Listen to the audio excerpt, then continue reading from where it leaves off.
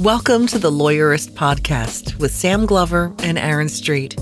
Each week, Lawyerist brings you advice and interviews to help you build a more successful law practice in today's challenging and constantly changing legal market. And now, here are Sam and Aaron.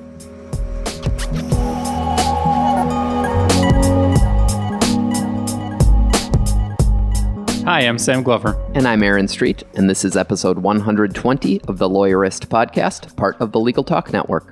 Today we're replaying a conversation with Brad Clark about building websites that let him solve potential clients' problems before they meet him, and about his creative access to justice efforts from mobile legal clinics to financial aid for criminal expungements. Today's podcast is sponsored by Spotlight Branding, which wants you to know that having a new website designed for your law firm doesn't have to suck.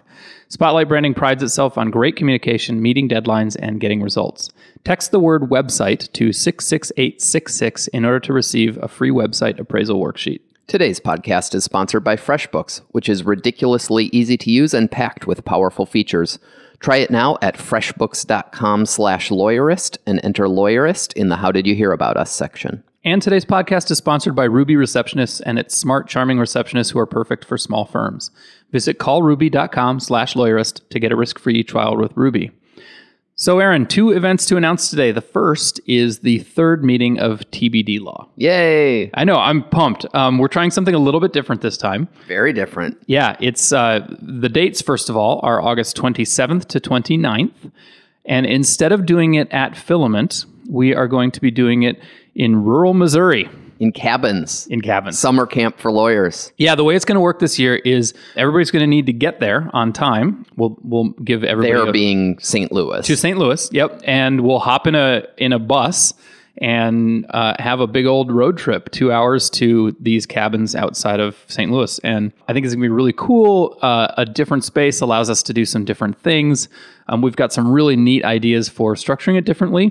The catch, I guess, is that it's going to be a little bit of a smaller group. Yep. The bus can only hold 56 seats, I think. Yep. So rather than trying to aim for a 75 like we have for the first couple, we'll have a smaller group. And we're really excited for some intimate bonfires, and I don't think we'll do trust falls, but I guess I shouldn't promise that we won't. Yeah.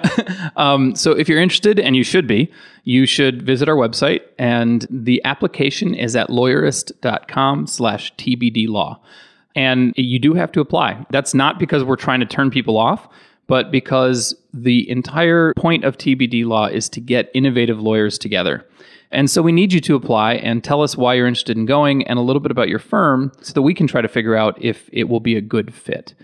You're not bad if you can't come. We're just trying to find a good fit with the people who come and the kinds of conversations we want to have. So here's how to know kind of if you're going to fit is if you kind of understand the trends that are shaping the future of law practice, which we talk about on this podcast especially, but on Lawyerist all the time, and you are thinking about how to prepare your law firm for the next 5, 10, 15 years of law practice with those trends in mind, how to take advantage of them, I think you'd probably be the kind of person that would be a really good fit with that group, and you should absolutely go and apply.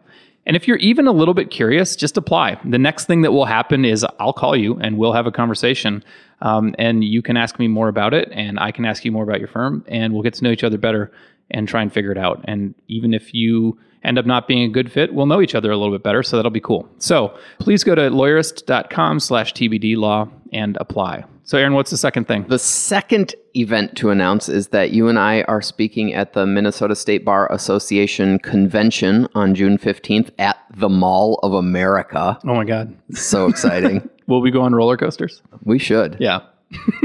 Can we like Instagram a picture of us on a roller coaster at the convention? Now I think we have to. I think so. And we're speaking on the biggest scams and hacks affecting lawyers, which sounds very exciting and sensational. And I hope we can figure out what those are in time for June 15th. We'll have to talk very loudly. I guess so. Yes. Lots of ominous voices and sound effects, I hope. So if you're in Minnesota, we'd love to see you on June 15th for that presentation. And at the Mall of America And if you find us in time, you can ride on the roller coaster with us. Sweet. Well, maybe we'll even schedule it as a meetup.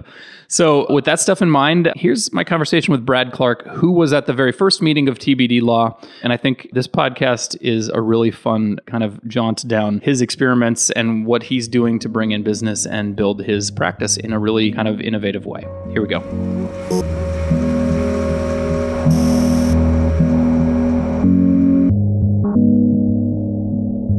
My name's Brad Clark. I'm a criminal defense attorney in Lexington, Kentucky, and my law firm, Clark Law, creates web apps that help solve consumer-facing legal problems.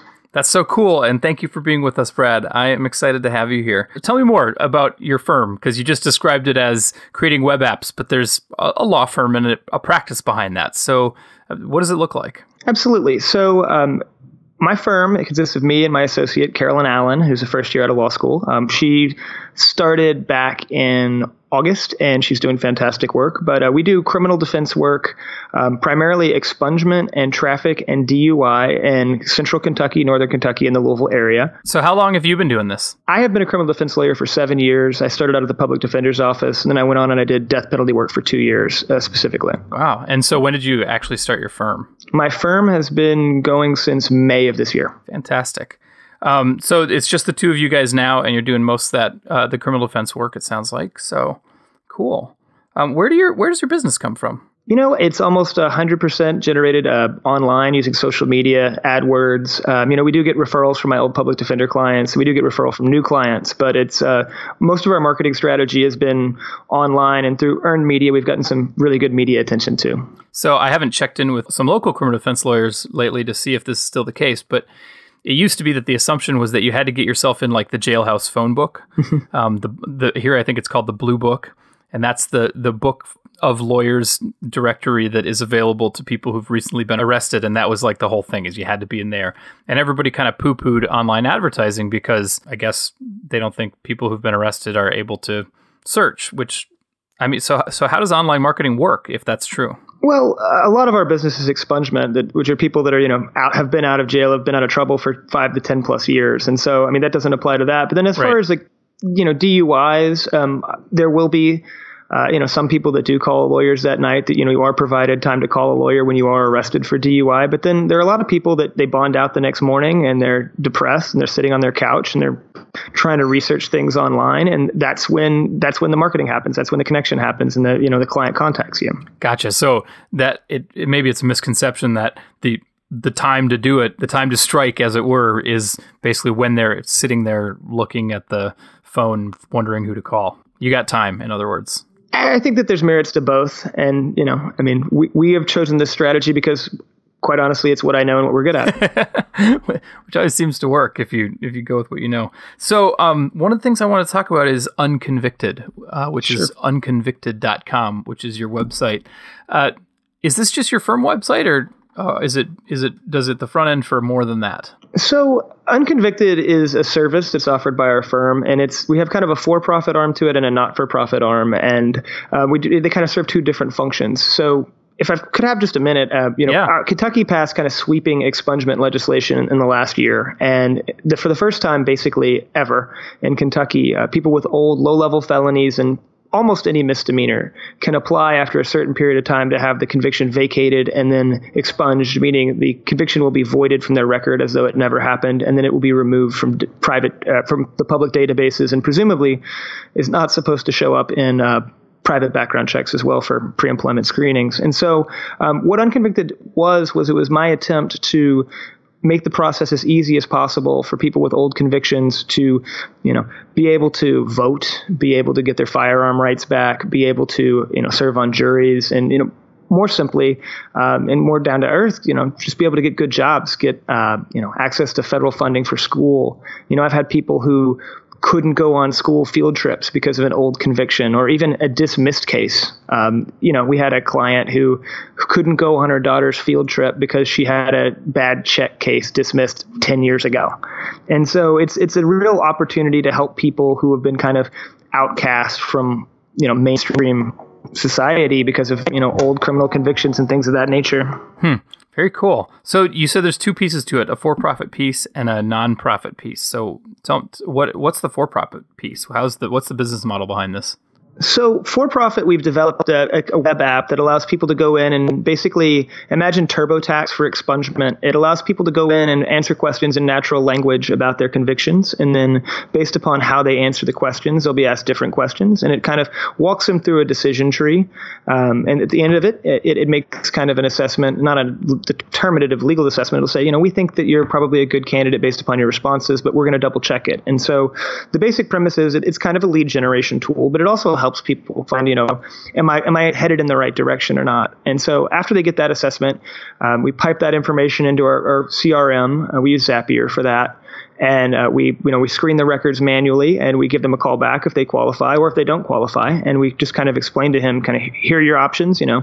We can draft the paperwork for you and kind of in an assisted pro se kind of format, or we can also, represent you full stop, including drafting all the paperwork, meeting with you, notarizing the required documents, filing them in the appropriate place, and appearing at hearings on your behalf. So you're kind of doing it as the website is basically triage.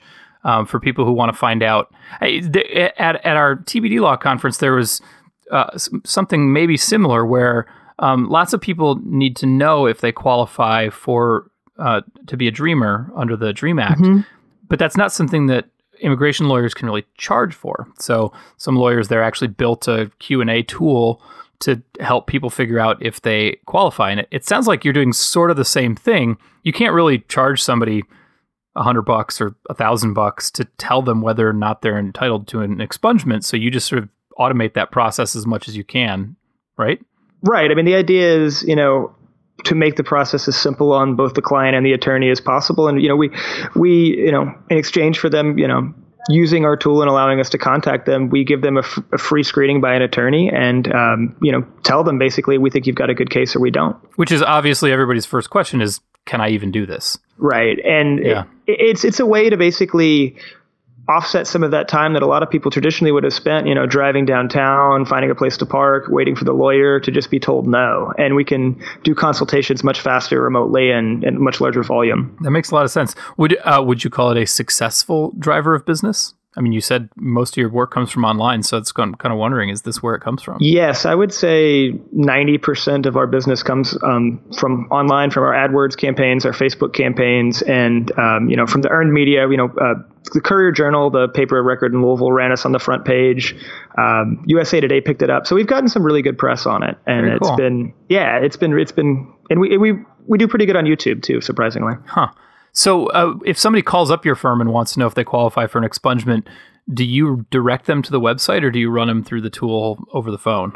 Well, generally, what will happen is I'll just ask them. At this point, I've pretty much memorized the entire statute front and back, having done Right. it so many times. So I can walk them through it myself much quicker than if they call it up. And it may be the fastest way to do it. And I tell people sometimes that, like, if they've got a friend, they're like, hey, I'm going to tell them to go to the website and see if they're eligible. I'm like, just have them call me. Okay. I mean, but if it's not business hours, obviously it's a great way to make it accessible. And we want people that have that idea that, hey, I need to find out if this is something I can do, to have it as accessible to them as, many hours of the day as possible, so. Well, and because the reason I ask is because one of the traps I fell into, I see lots of lawyers falling into, is you come up with a really neat tool and you want everybody to use it, and you try to force everybody through that tool. And not everybody wants to do it that way, right? Some people are really happy to just be able to click some buttons and fill out some forms on a website, but some people want to call and have somebody talk to them. So that's why I was kind of curious, because I always ran into that where I was trying to force people to do things my way. Damn it. Yeah, no, and don't get me wrong. If it does make it easier on us, because when they are inputting their information, I mean, we're keeping that information in a database, and we do have it streamlined enough to where we can use some of the client data entry to generate the forms. But at the end of the day, I mean, we're about client, customer service. We want people to have access whatever way they want to have access. You're adding things to your toolbox, not subtracting things. Exactly.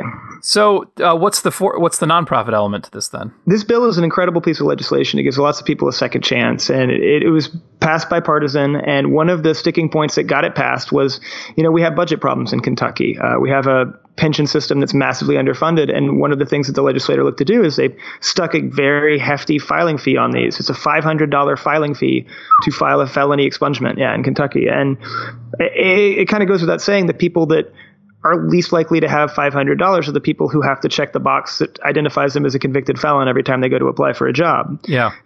And what we find is, while there are a lot of people that, meet the federal poverty guidelines are likely to qualify for informal pauperous relief, to have that fee waived and that do qualify, and we do take those cases pro bono because I think that's the right thing to do. There are a lot of people that, while they don't meet the guidelines, they still can't come up with $500, and then but we'd still like to do their case pro bono, but we're kind of stuck, right? How do we get there? How do we get it done? And so we're trying to start raising. We are raising money to help people, provide scholarships more or less to get this done and pay the filing fees for them in cases, or pay parts of the filing fees for them where they can't necessarily just come up with the $500 at the time. How do you get started building a pool like that? Who's contributing to it? Well, the really interesting thing is we've actually had a lot of people approach us about doing it. I mean, this was always part of something I wanted to do, but people came out of the woodwork and said, hey, we want to help you raise money to do this. There's a group called Leadership Lexington here in town that they're raising money to do the same thing. The Unitarian Church actually approached me and said they wanted to do a fundraiser for me. And we actually work out of a co-working space that's designed for nonprofits. And social enterprises. And so the director of that space is actually a good friend of mine, and she's done a lot of nonprofit fundraising and nonprofit development kind of stuff in the past, and she's helping us put a lot of it together. So we don't actually, so it's been great. So we kind of skipped over this, but I ordinarily like to geek out on this stuff. How did you build the tool? I know you said you're connecting a couple things with Zapier, but did you hire coders, or is it built in something more simple and easy to use? What's going on back there under the hood? Okay, yeah. So I have kind of been a serial business starter my entire life, other than my short stint as a public defender. I was actually a web developer way back in 1999 when I was 15 years old. So I developed the site myself, but the actual application is built in a software as service platform called Typeform, which is a really cool way people that need to make really pretty, really complex logic flow forms can use this service online. And I think it's relatively simple. I think most people could learn how to use it, but it's quite powerful also. And so Typeform has an API that allows it to integrate with Zapier without getting too techy. We can use Zapier to basically pass the data that we get from the form submittal after we build the form into a number of different places where we use it. We were using Clio for a while, and it works beautifully to input the data into there. But we've actually switched we do almost everything in CRM software, client relationship management software, customer relationship management software called Capsule, because it's very cheap and it has an infinite number of custom fields, which is what we need. So, and so those are kind of the tools we're using. And then we have a hacked together Acrobat JavaScript that does all of our kind of document automation, because we have to use these court sanctioned PDFs. I don't want to go into that, but anyway. but you've figured out how to take the court's forms and input data onto them. Yeah. Very cool. Wow, that's a lot going on there. That's neat, but it sounds like it's sometimes the answer is, I invested $50,000 of my own money and hired a development team, from across the state or something like that. But you just kind of put it together yourself, which is awesome. Lawyers who do that, I think it's cool for lawyers to know that there are tools out there that don't require them to either hire a team or become a software developer. Just adventurous, I think. Yeah, and I think that's right. I mean, having some development background definitely helped, but I think that this is the kind of tool, and we use it for a lot of different intake stuff. I mean, I think people should really look at it and see what it is, because it may fit their practice in ways that, they know that I wouldn't. Okay. So we need to take 2 minutes from our sponsors, and when we come back, I want to talk about two more of the things that you're working on: mobile legal clinics and a new partnership that you've launched, Driven Law Group. So we're going to hear from our sponsors, and we'll be back to talk about that. Spotlight Branding is an internet marketing company that doesn't suck. Most solo and small firm lawyers have had at least one truly miserable experience with a web designer or internet marketing company. So if the idea of launching a new website for your law firm makes you queasy, they get it. Spotlight Branding prides itself on excellent communication with its clients, being responsive, professional, respectful, and delivering what it tells you it's going to deliver. Spotlight Branding works exclusively with solo and small law firms. Services include law firm website design, email newsletter management, social media marketing, and more, all designed to make your law practice more profitable. And Spotlight Branding is currently offering a free gift to our listeners. Simply text the word website to 66866 and receive their free website appraisal worksheet, an easy way to evaluate your web presence, identify what's working, and spot opportunities to improve. So you're racing against the clock to wrap up 3 client projects, prepping for a meeting later in the afternoon, all while trying to tackle a mountain of paperwork.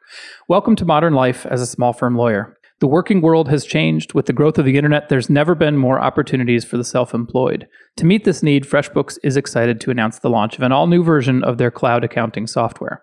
It's been redesigned from the ground up and custom built for exactly the way you work. Get ready for the simplest way to be more productive, organized, and most importantly, get paid quickly. The all-new FreshBooks is not only ridiculously easy to use, it's also packed full of powerful features. Create and send professional-looking invoices in less than 30 seconds, set up online payments with just a couple of clicks and get paid up to 4 days faster, see when your client has seen your invoice and put an end to the guessing games. FreshBook is offering a 30-day unrestricted free trial to our listeners. To claim it, just go to freshbooks.com/lawyerist and enter lawyerist in the How Did You Hear About Us section. This podcast is supported by Ruby Receptionists. As a matter of fact, Ruby answers our phones at Lawyerist, and my firm was a paying Ruby customer before that. Here's what I love about Ruby. When I'm in the middle of something, I hate to be interrupted, so when the phone rings, it annoys me, and that often carries over into the conversation I have after I pick up the phone, which is why I'm better off not answering my own phone. Instead, Ruby answers the phone, and if the person on the other end asks for me, a friendly, cheerful receptionist from Ruby calls me and asks if I want them to put the call through. It's a buffer that gives me a minute to let go of my annoyance and be a better human being during the call. If you want to be a better human being on the phone, give Ruby a try. Go to callruby.com/lawyerist to sign up, and Ruby will waive the $95 setup fee. If you aren't happy with Ruby for any reason, you can get your money back during your first 3 weeks. I'm pretty sure you'll stick around, but since there is no risk, you might as well try.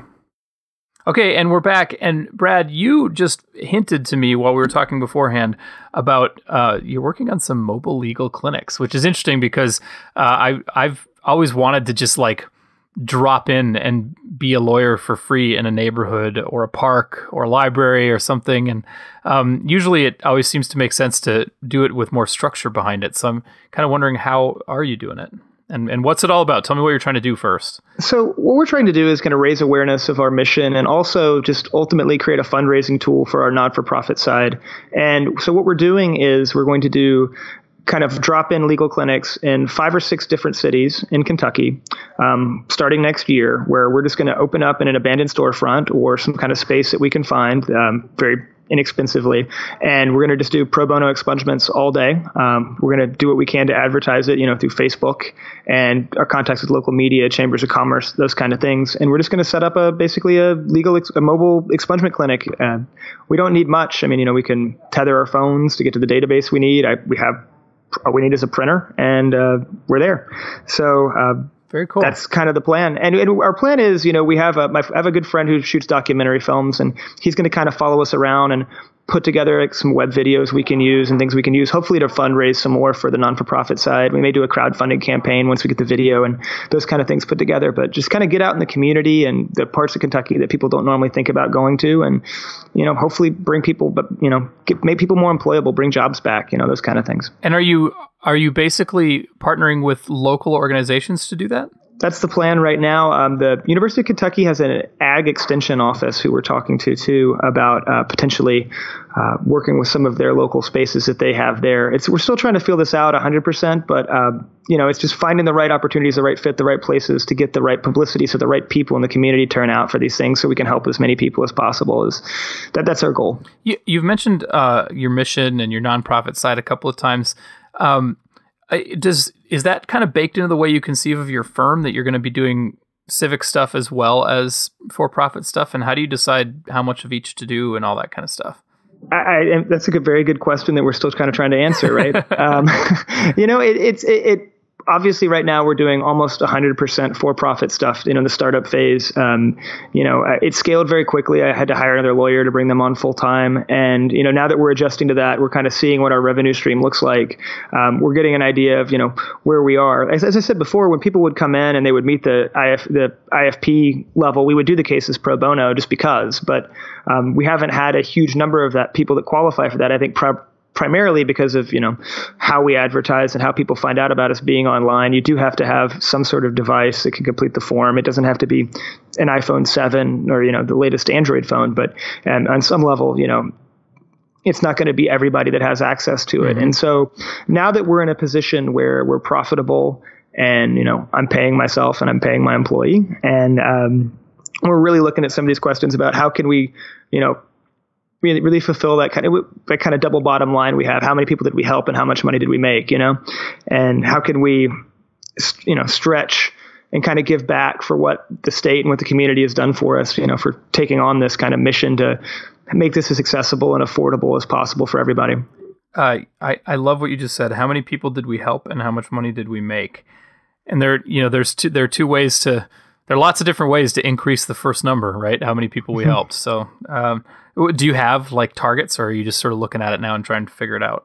It's kind of funny, but I kind of went back and I thought about how many people that I plead guilty to felonies when I was a public defender, and I added it up, and I'm like, I want to do that many in the first year. Now I don't think we're going to get that number, unfortunately, but it's some kind of weird like public defender, karma. I don't kind of goal that I have. But no, I mean, I think we're trying to see, what's the first year look like? What's the baseline look like? And how can we do better next year? I mean, that's, I guess, what I would say is what our goal is going to be. Very cool.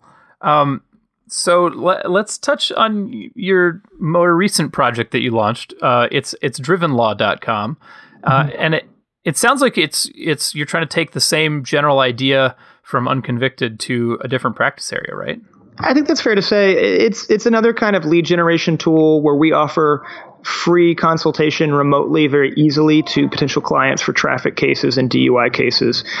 It works very similarly. It's also built on Typeform. The hook to it, though, is anyone that's charged with a traffic offense or a DUI can simply snap a photograph of their citation, upload it to us, and then we've kind of made some report generation tools on the back end for the lawyers to use, where they can basically create a report very quickly that'll say, well, these are the possible penalties. These are the elements of the offense. This is what it'll do to your insurance if you plead guilty. This is how many points it'll put on your license.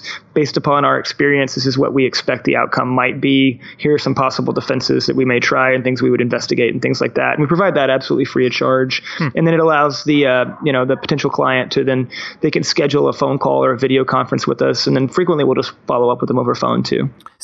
So Typeform is robust enough that you can incorporate things like taking photos on a phone? Yes. Wow, that's super cool. I kind of want to just start playing with it. I noticed that this is a partnership between you and another lawyer. How is that? How do you structure something like that? So we have it as a separate LLC, and we're contracting with each of our law firms right now. We're still trying to figure out the best way to do it, but that seemed to be the simplest kind of thing to in the beginning, kind of minimum viable product. Yeah. What does this look like? Is there a product, customer fit? Market fit? Do we have that here? Are people going to use this? And the answer seems to be yes. I mean, it's only been a week, but we've already got 3 paying clients from the app. And it's a good opportunity to reach out to other people in a different kind of practice area. So, are you partnering up because you think there was going to be just way too much work to handle? I mean, what was it their idea? What's the justification for partnering up on this, or what's the rationale for doing it? Yeah, my friend Raul Kazi, he came to me and he said, similar to what we're doing with the Unconvicted app, he thought it would be really cool to help people with traffic problems and let them know that, there are things that can be done. You don't just have to pay your speeding tickets. And so he came to me with it, and I realized that, quite honestly, I'm overextended as it is. I do have a book of criminal cases also that I keep on top of all this the other things I'm doing. And so I knew that I was not in a position to hire someone else to work for me as an associate at this point. I wasn't ready to make that jump. And he was willing to come in and, make an investment into the front end, getting it launched, getting the advertising done, and doing more of the cases, more of the legwork on it. And so it was a attractive, I think, situation for both of us, because he wasn't going to be able to develop it himself and market it, and I wasn't going to be able to do all the work myself. And so it made sense to work together. You got started, you said, in May of 2016. Mm-hmm. So about 6 months ago.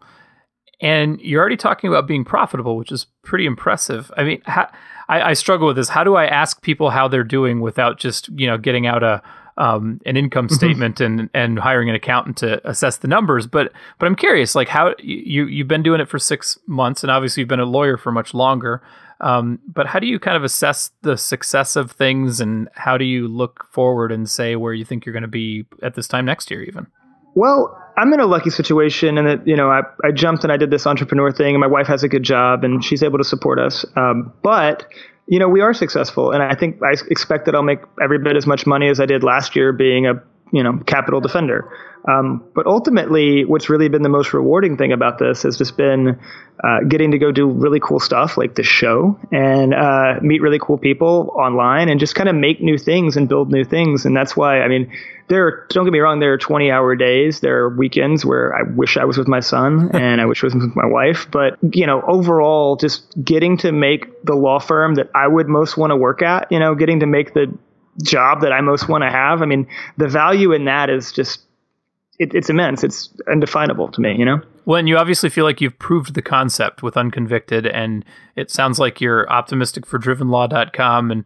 And do you think you're going to expand this same model to other areas of practice, or have you kind of found the two criminal areas that it probably fits best with? We're always looking for other opportunities. I think that what we picked these two primarily because how cheap it is to acquire the traffic for it, quite honestly, right now. And then also, the expungement's just the time was right. The timing was just perfect. How is it cheap to acquire DUI traffic? Isn't every criminal defense lawyer out there buying up all the AdWords? Not in this market. Really? So yeah, it's not too bad actually. And that's one of the things that we did when we were deciding where we were going to try to acquire DUI clients as well, as we kind of went and looked at what was the cost per click going to expected to be. So you actually sat down and did kind of, you did a business model for the site, I guess. Obviously, you did. You think in those terms. So you put together, here's what we think we can make, here's what we think it's going to work out to, and it's going to make sense. Right. We basically looked and we said, what is it going to cost to acquire a customer at, this conversion rate?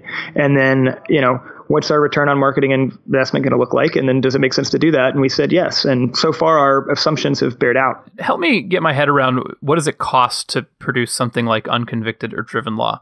Because I know lawyers are going to be listening and they're going to say, oh, that sounds neat.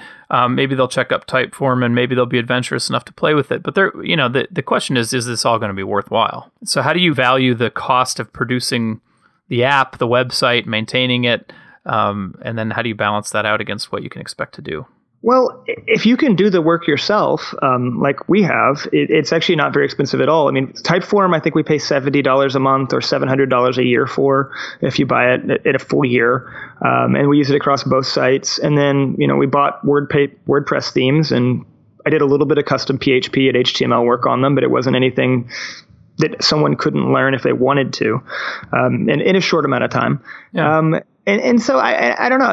We spend, $20 a month on Zapier and then $8 or $9 on Capsule. And then we also use Yesware, which I want to give a kind of a plug for if people aren't using Yesware or haven't checked it out. It's really cool email marketing software. I've never heard of it. No, I've never even heard of it. Tell me more. It lives inside of Gmail, and if you use Google Apps, it's great. It allows you to kind of do drip campaigns, and also you can do blind read receipts. You can see when people open email. You can track when they opened it, how many times they've opened it, and you can automatically send follow-ups, and you can do all sorts of cool stuff with it. Yesware is great. Check it out. And is it free? Is there a price for it? I want to say it's like $8 or $9 a month per individual user, and I think there are multiple scaled plans. I can't remember exactly what we pay for it, but it's worth every penny. That's cool because I'm always looking for other options because Infusionsoft and HubSpot and Salesforce are just these big, massive programs that are really expensive, and they're really geared towards like sales. And while I think it's totally valid to talk about converting potential clients to clients as a sort of a sales process, it's just not the same as, building leads with cold calling and all that kind of stuff. And so they always feel a little bit too much and kind of geared towards the wrong thing. So I want to check this out because it sounds like it might be a little bit easier to use and incorporated into the tools we already use. And so you don't have to have like this big overblown sales platform. I agree with that 100%. I mean, it's great for templating emails. If you have a lot of the same emails you send over and over, price quotes, even retainers, if you send them electronically, you can generate them very quickly using Yesware just inside of Gmail. It's great. Which sort of reminds me. So you mentioned Capsule CRM, which I think Guy Sakalakis uses as well and likes a lot. What are some of the other, we've talked about Typeform and Zapier. Are there any other apps or tools, utilities, software that you just can't live without and that really power your practice? As far as for project management, we really like Trello. We use it as a team. We have, my one associate, and we've had interns and we've had contractors as well. Just as far as, when we're going to do a revision on the site or kind of like a big picture project idea, we kind of like to use like a Kanban type board technique for, what's done, what needs to be done, what's assigned to who, and those kind of things. And we find that it kind of gives you a really good, 20,000 feet view of what the project is and what needs to happen when. I am staring at your picture on my podcast Kanban board in Trello right now too. So there you go. Anything else?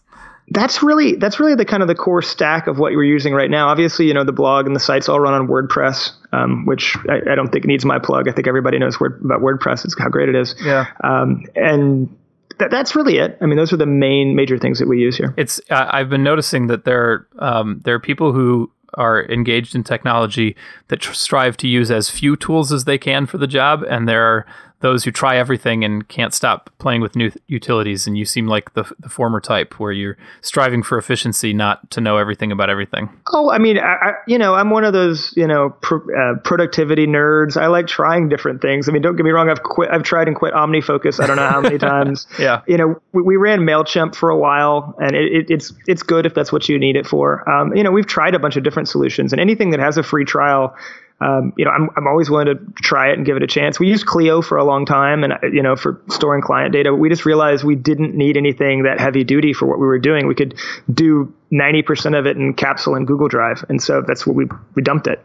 Well, and I suppose maybe you found this, or maybe you just force your associate to be accommodating. I've found that the more things I ask people to try, the more resistant they are to the next thing. But also, just you have to be careful about asking people to learn too many different systems. Every new system that you ask somebody to learn there's at least a mental block or a mental slowdown for many people there. And so I try to limit things. I think that there's a really good philosophy to have about it. I think that, we experimented for 3 or 4 months. We went through, for a long time, we didn't have CRM at all. Everything was in a Google Sheet, and it was a nightmare. Mm-hmm. And, that made a big difference, just switching from dumping all of our data input into a CRM, which, if people aren't using some kind of form of that, I definitely encourage them to check out anything, whether or not it's, Lexicata, which I think is, kind of geared toward lawyers. We looked at that too, or just something as simple as Capsule, because it's very flexible. So let me close with one question that I think will be interesting to hear from someone who's been practicing or been solo for a fairly short amount of time. What's the biggest challenge that you've had to overcome so far this year? I think it's mostly mental, right? It's yourself. It's learning to be patient. It's learning not to be hard on yourself. It's learning that you to be resilient, and just to remember those things, and to try to take a minute to not work every minute, and that's really been my biggest struggle. We've been very fortunate, and then we got a lot of great press, and that we've had a lot of clients and a lot of paying clients, and things have gone very well. But at the end of the day, even when you're very successful, or reasonably successful, I should say we're very successful, reasonably successful. You're not allowed to be very successful within a year. Right. Reasonably successful. You have to, it's just learning to breathe for a minute and be with my family and be with the ones I love and see my friends once in a while, and not, I used to have hobbies. Now my hobbies are reading about AdWords. And so that's kind of, you've got to take a minute and really put perspective on it. Life is bigger than just, business. Well, Brad, thank you so much for being with us today. And I just really appreciate it. Thank you. All right. Thank you, Sam.